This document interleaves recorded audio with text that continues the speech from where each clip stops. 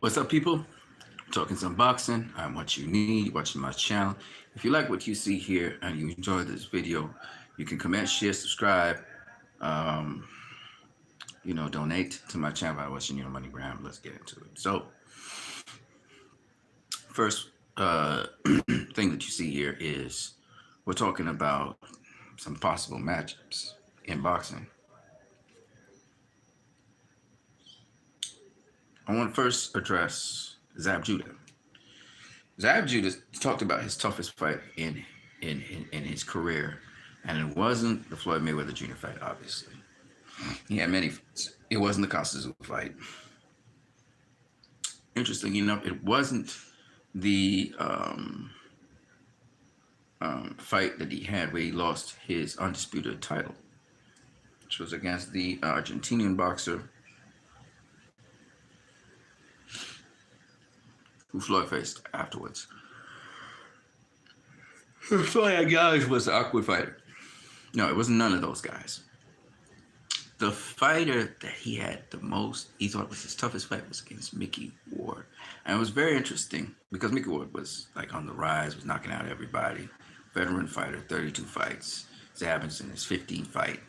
Everybody was advising him not to take that fight. He had a promising career not to take that fight. And Zab took it. And Mickey Ward, somewhere in the 7th round, caught him with a nice, brutal spleen shot that Zab said to his dad in the corner, "I think my ribs are broken." Stop the fight. But Dawes, what's up, brother Dawes? Shout out to you, man. Zab proceeded, after he got punched in the ribs, to back away from Mickey Ward. For those of you who don't know, you should watch the Mickey Ward versus Zab Judah fight, in which Zab started boxing Mickey Ward. He was going toe-to-toe until that point. And he survived Mickey Ward. Mickey Ward is a guy that brought the heat, brought the pressure, was always a difficult fighter, Irish fighter, and known as the inside fighter. And he brought the heat, and it was a guy that nobody really was thrilled to face, the top guys in boxing. You never heard of Mickey Ward versus Costa, for example. So Berdawa says, "Yo, man, would you say Floyd is blessed with crazy reflexes?" Yeah, he's quick. I mean, he's quick. He's quick. Maybe not the quickest guy in the world, but his sense of timing with his quickness, I think, makes him special. And how he would the kind of choices of moves he would make in the ring, and in the way how he'd feint and so on. You put that together with all his reflexes and that sort of stuff, and that made it very difficult to fight. But anyway, Mickey Ward, man, was... I want to use his defense routine and fight like him. Woo! You want to fight like Floyd. Only Floyd can fight like Floyd. You got to do what you do. Don't try to copy him. You can take things from his game. Don't try to be a Floyd Mayweather. That's the mistake a lot of young fighters do. They try to be like Floyd Mayweather. You can't be like... You got to be like what you are. But if you want to work on your reflexes, if you want to work on feinting and the different kinds of feinting, I think I was the guy that gave you the tips on how to get to the inside of a fighter using your lead hand. You want to know the fundamentals of boxing, and you want to know some of the little tricks to the trade. All right, so some of the things that Floyd used, you would see Marcus Maidana use back on Floyd and so on. You want to be able to feint people, all right? But in order to feint people and then bite the feints, you actually have to carry out the kinds of punches that you're feinting. That's the best, most effective way to really keep a fighter off balance, because feinting keeps a fighter off balance and keeps you in control. But if your feints are not effective, if you're feinting and the guy's not biting your feint, what's the use of a feint? So Floyd was able to do it kind of in a natural sort of way. He'd be moving. Everything he did had a feint in it, more or less. And he used several different kinds of feints, okay? So if you go, what you have to do is just look at film on Floyd, study him a bit, and borrow the things and incorporate it into your game. You may not be as fast as Floyd, for example, or you may not be as quick as Floyd. You may not have the reflexes as Floyd. It doesn't really matter. You're right. You look at, okay, if you look at the successful fighters in boxing, Canelo's not as fast as Floyd. He's not as quick as Floyd. He's quick twitch. He's got quick reaction time, but it's timing. Timing beats quickness and speed. It's your timing. Like I tried to explain to you, Berdaus, if I throw a punch at you like this, right? You can see it coming, right? You can see that punch. I don't know how good this video feed is, but you're not going to see this punch coming at you. You see? You're not going to register that I'm actually punching. Well, you might register it here. Let me do it like this. See? So the less you telegraph things, and if you mask it with feints on top of that, kind of makes it harder for an opponent. It's about timing. Marquez was never as quick as Pacquiao. He was never as fast as Pacquiao. Still caught him and knocked him out. Marcos Maidana caught Floyd with a punch. So boxing is a game where you're not necessarily thinking in there, but you are thinking in there. And you can set up your opponent. There's things you worked on. It's in muscle memory. And if a guy shows you his hand twice and you realize that there's a pattern to it, maybe you could reel into it and respond defensively responsible in your response. But guys who really know boxing, Dewey Cooper coaches and that kind of thing, pick their brains. Pick people's brains, coaches and people. Try to always seek to learn as much as you can in boxing. That's what you have to do to really get better. Don't try to imitate a fighter. Don't try to be what you're not. Be yourself. Incorporate things that other fighters have, especially their fundamentals. Incorporate that into your boxing. If you're not a quick twitch muscle fighter, you're not quick twitch, what's the use trying to be a quick twitch fighter? You know what I'm saying? Would you say it's a good idea to use? You mean his shell defense? I mean, you have to be able to execute that thing properly, and that means you need to have a proper trainer to execute his shell defense. But he uses several different types of defense, and it's not just about defense. Like I'm trying to explain to you, it's more being defensively responsible and having a mindset of attacking. Because what a lot of people just don't get it, that if you're talking about Mayweather, okay, specifically, Mayweather had an approach where he was looking to hit you at all times. He's looking to catch you on the offbeat at all times. He's looking to ambush you at all times. And that's what a lot of people don't understand. He wasn't trying to play defense. He was trying to play offense, but he was trying to play offense where you were not expecting it. They're called ambush fighters. Manny Pacquiao was a lot more busy, but Floyd was more selective. So the mindset was one in which I'm going to get you. I'm going to get you. I will get you. I will get you. But he would do it in such a fashion that everybody knew he caught him. So he set a trap for you. It's called setting traps, right? And he's looking to hit you, but he does not want to get hit by you. That's the defense part of it. He doesn't want to get hit by you, but he does want to hit you. So if you have that mindset, now you can approach it from that avenue so that you can see, even when you're in the shell defense, you're still looking to counterpunch the person. You're looking to score points on them. You're looking to hit them. You're looking to hurt them if you can. Catch them with something. Check hook them. You're always looking to hit them. If you don't have the attitude where you want to hit your opponent, okay, that's when your defense falls short, because you're not going to be making them pay for the mistakes they do, whether it's overreaching or whatever, because it's about making a miss. But the only thing you get rewarded for in boxing is making your opponent pay. So you have to make them pay.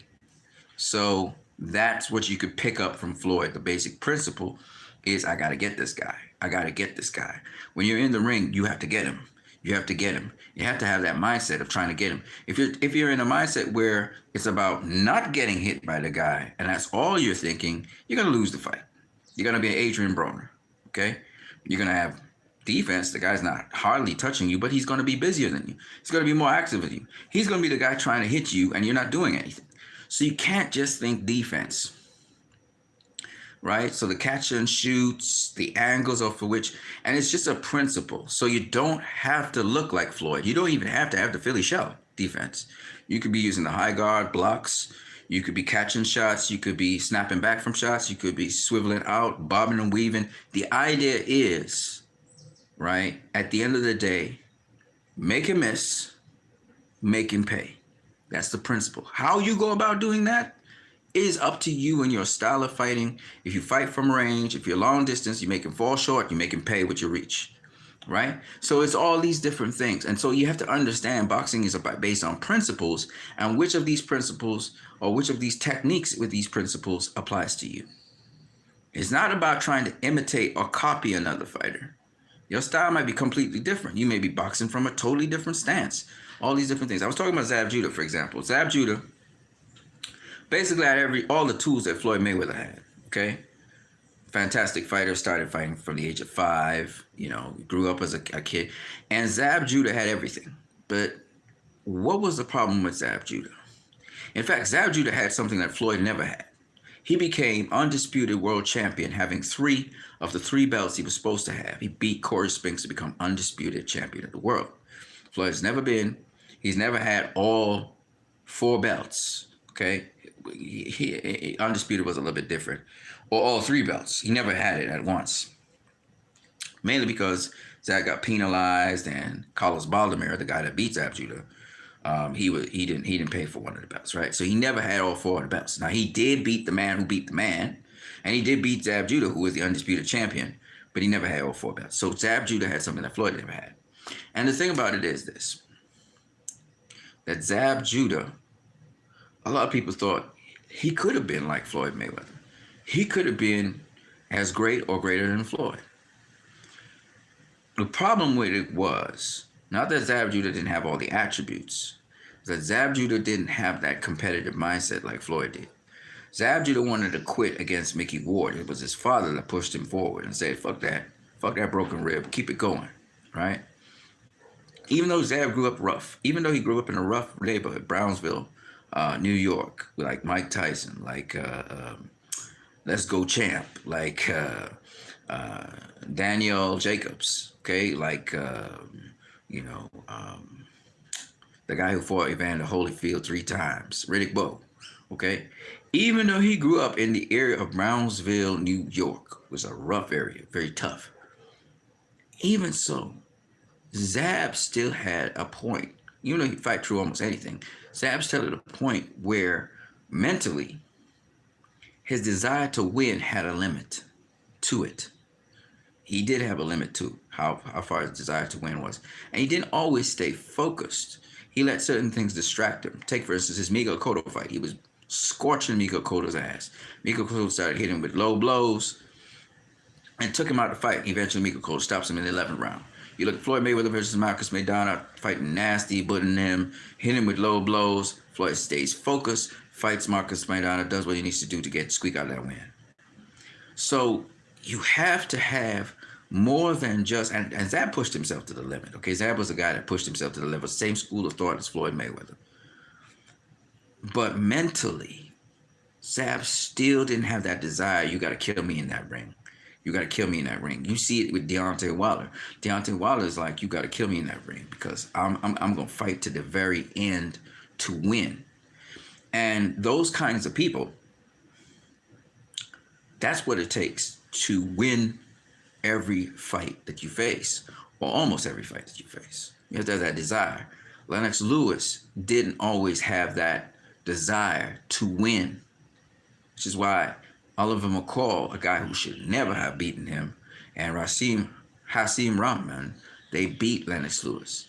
Then Lennox Lewis got hungry after he got beat, and he came back and savagely beat them. But these guys, like Lennox Lewis, if he lived up to his full potential, because Emmanuel Stewart talked about how sometimes Lennox Lewis his application to the sport of boxing was lackluster. You look at guys like Riddick Bowe. Riddick Bowe wasn't always in shape. The dude, phenomenal boxer, but again, he sit on your phenomenal skills.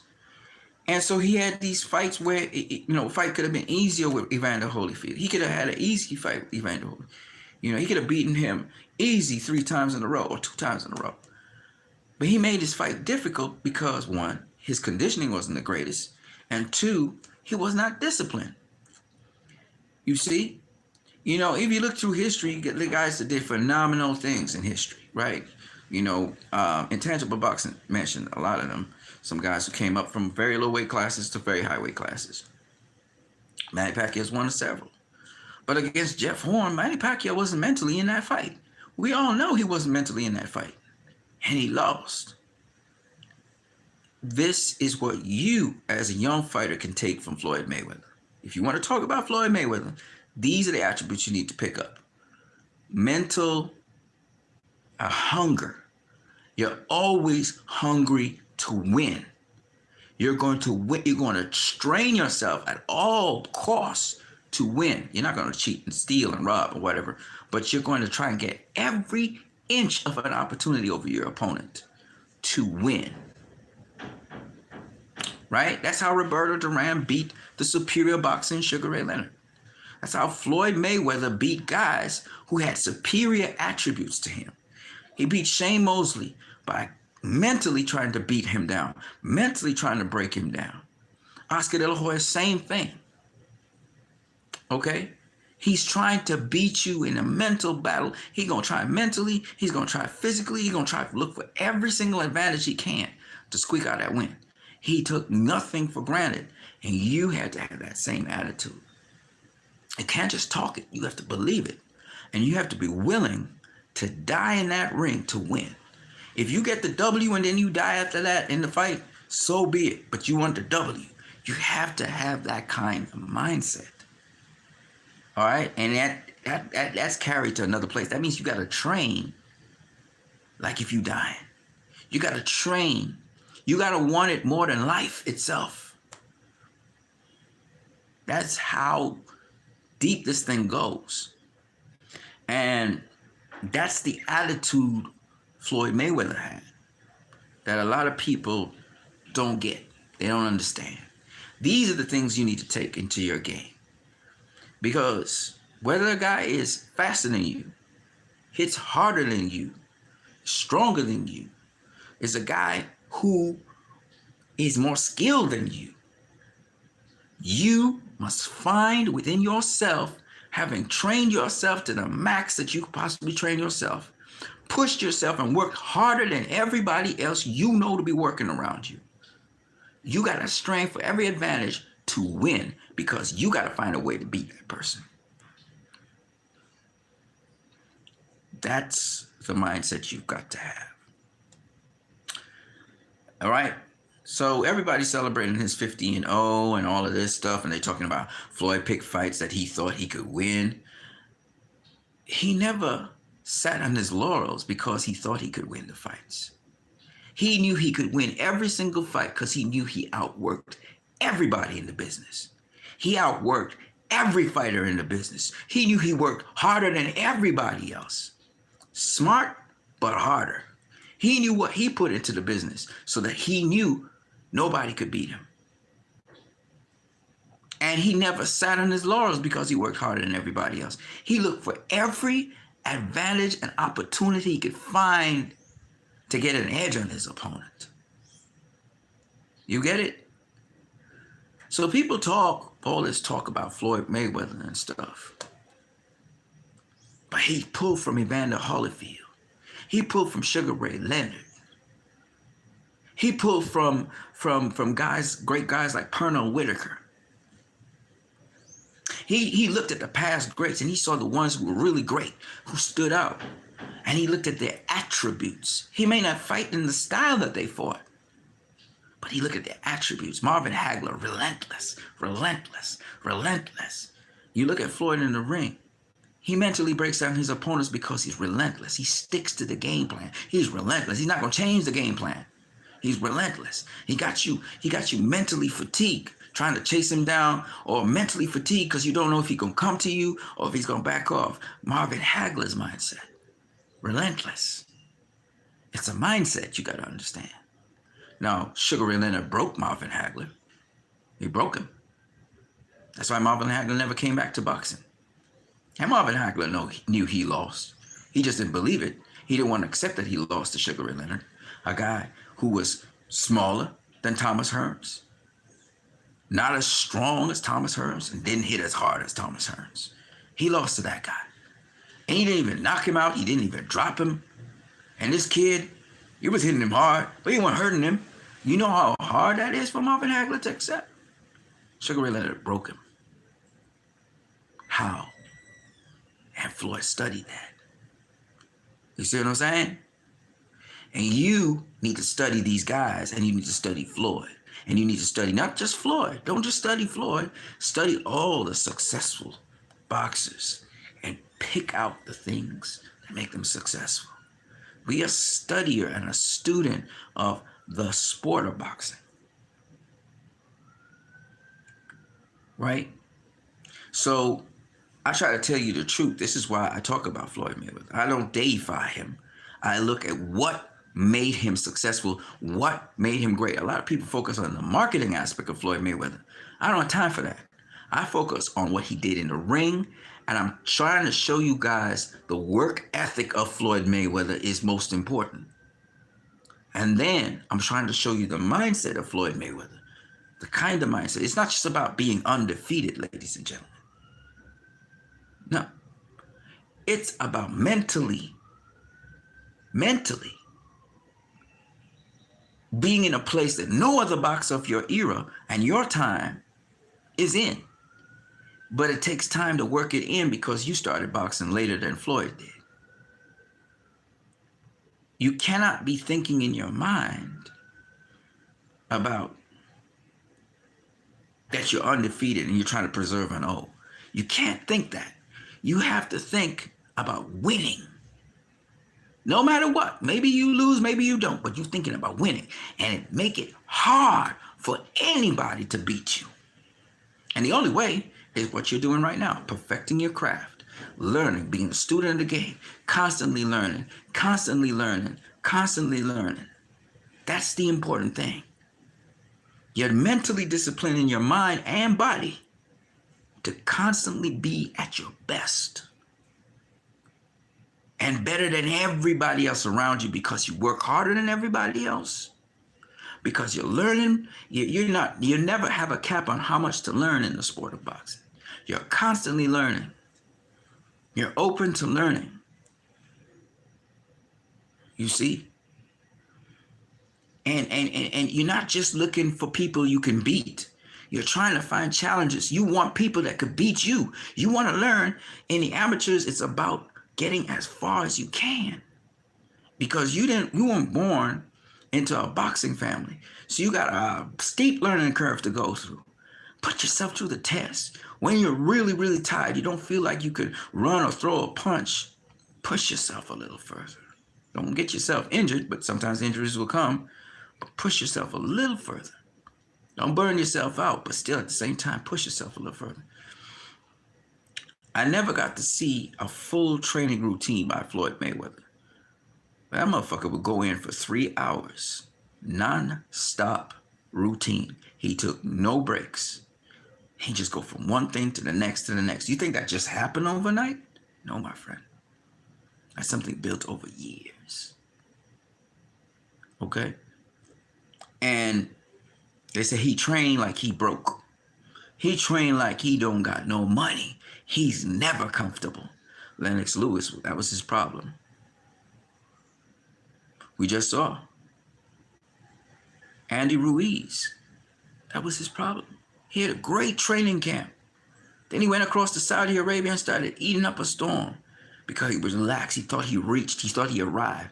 The fight hadn't happened, and he already relaxed too much. He laid back on, I'm ready. It doesn't work like that. When the fight is done, you can exhale for a minute and then go back to work. You have to dedicate yourself to sport. You know, there's another guy that you should watch and really just study well. Sean Porter. Study him and his father. He's improving every single time I see him in the ring. He puts a new wrinkle in his boxing game. Watch that guy. dedicated to sport of boxing. Hopefully he's gotten married. Hopefully he doesn't backslide. But he has been doing phenomenal. And situations and all kinds of things can happen around a boxer. You got to stay focused. Focused. What comes first?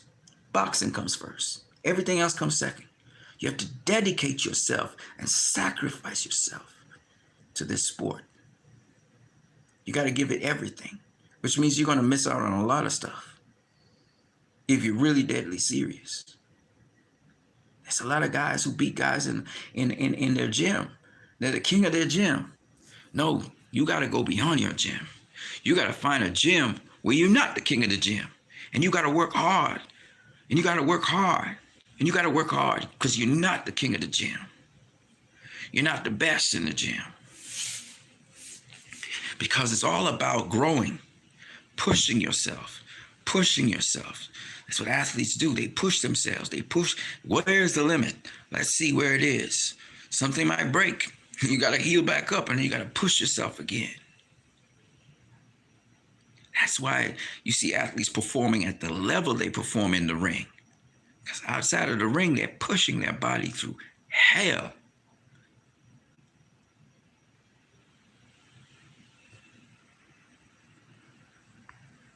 You got to understand there are going to be other fighters who will want to be the best just like you're the best. You got to be hungry, man, all the way to the end of your career. You got to be hungry. And you got to find that way to win. It's all about winning, right?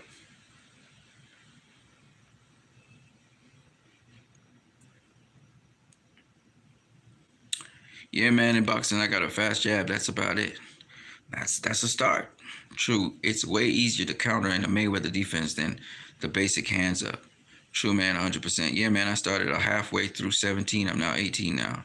Thing is, I'm beating people that have been doing it for years because I wanted it so bad. Very good. You got to keep that hunger all the way. It's got to grow and grow. It's almost an obsession, my friend. You got to eat, sleep, breathe boxing. So you can't tell the difference between boxing and yourself. You know, it's the more dedicated you are to the sport of boxing, the more it'll treat you right. You know? So, I mean, that's what I got to tell you. That kind of dedication is, I mean, your coach won't have it. Nobody will have it. You have to have it. You got to have that drive. You got to have that drive to want to know. And you got to seek it out outside of your coach, outside of your trainers. You got to be really voracious about it. And you will be set apart from others. It's just what it is. It's always about the person who wants it the most.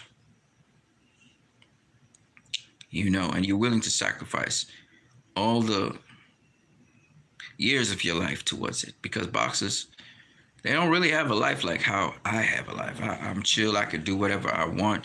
It's not so with a boxer, man. You understand? It's just not the same. You know, 2-3 times a day they're training. Especially if you got a fight coming up. You know, you train 3 times a day. You make sure you get your meals in. Make sure you get your rest. And you're just training. You know, I'm talking about hard training because you got to get iced down at the end of that. You got to sit in an ice bath at the end of that. You know what I mean?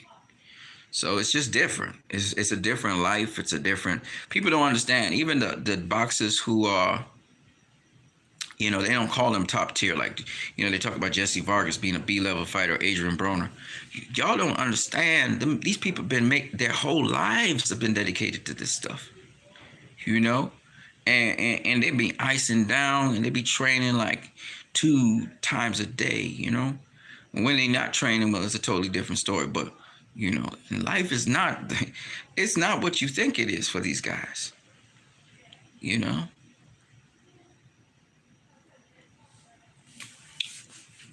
Just letting you guys know because, you know, it's not what you think it is. It's hard work. Like Floyd be saying, hard work, dedication. All work is easy work. That's Floyd say that. But a lot of people say that. Wasn't Floyd the first coin that? Anyways, people, back to what I was talking about. So, yeah, Zab Judah, he was talking about how he got hit in the ribs by Mickey Ward, It's a bad boy. And I got to go out to work just now, and I finished wetting the plants, and I'm going out to work. But suffice it to say, what I'm saying to you guys is, it's not easy to do any sport, right? And sometimes you get broken ribs inside of there. Sometimes you come out bleeding, pee and blood. Your body gets a toll on it. It gets broken down. It could happen in sparring. It could happen wherever. It's not an easy breeze. So I'm just letting you guys know in advance. Okay, let me talk about these upcoming fights here. So they're talking about Gervonta Davis versus Ryan Garcia. That's a good matchup. That's a great matchup, actually. Ryan Garcia will have enough fights by the time September rolls around this year. Garcia versus Davis will be a great matchup. So I'm looking at that, and it's a very good thing. You know what I'm saying? Brodell says I'm fighting without head guard, so I gotta up my game. Nice. Keep working at it, man. With Davis versus Ryan Garcia, I'm looking forward to seeing that fight. Ryan Garcia has improved quite a lot from the last fight I saw of him. So you can see his training regimens with Canelo. Them guys be training nonstop. So that would be a good fight for people to look at. Garcia versus Gervonta Davis. And the other fight we're hearing about is Jason Rosario versus Charlo. And that would be a good fight. Jason Rosario, obviously, a big, strong, tough guy that beat J-Rock, and J-Rock is not looking to rematch him. So will Jamel Charlo step into the ring against him? We'll see. And how does Jamel Charlo fare against a guy like Jason Rosario? I would love to see. So that's a good fight. I don't know who would win. I would love to see it. It's just like I would have loved to see Jamel Charlo go up against I forgot what his name is that J-Rock beat. Excuse me. I'd love to see him go up against what's his name? I think he's also another J. Forgot what his name is, but I would have loved to see how Jamel would have fared against him, because Erislandy Lara, he knocked down Erislandy Lara, you know what I mean? So we'll see. I mean, those two fights are appetizing for me. I don't know for other fans. Even Gervonta Davis versus Ryan Garcia sounds like an interesting fight. Leo Santa Cruz versus Gervonta Davis is also a very interesting fight. Of course, Devin Haney versus Ryan Garcia, or Devin Haney versus Teofimo Lopez. Devin Haney versus Lomachenko. I mean, we got some really great names. That Gary Russell Jr. throw him in the mix with Leo Santa Cruz. We got also, let me just say, the featherweight, super featherweight, lightweight division, those divisions are really hot. They're heating up, and we're getting more and more, good talent coming up into those divisions. So I'm looking forward to seeing what happens with those divisions. And, it's very interesting. I'm very excited about it. So those are some of the things that I wanted to talk to you guys about. I gotta go inside, finish watering the plants, but I'm gonna catch you guys later. Probably tonight, maybe not. We'll see. But until then, what you need, Brodowis, man, you keep up the good work, keep on working hard, and challenging yourself, pushing yourself to the next level and the next level and the next level. Until then, though, guys, I gotta get out of here. I'm what you need.